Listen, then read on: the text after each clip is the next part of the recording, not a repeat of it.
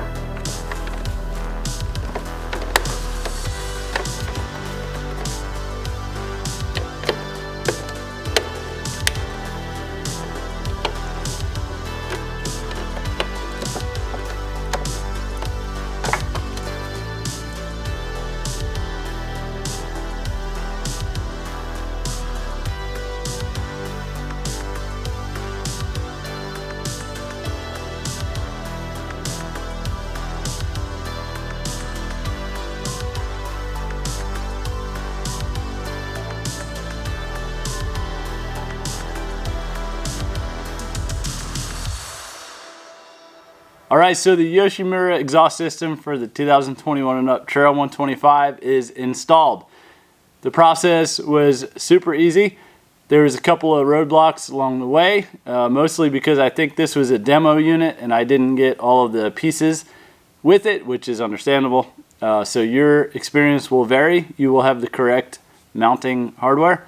I had to just make do with a grommet from the stock system, which is perfectly fine. Just don't expect to have the lack of pieces like I had. Expect to have all the pieces you need when you order this kit yourself.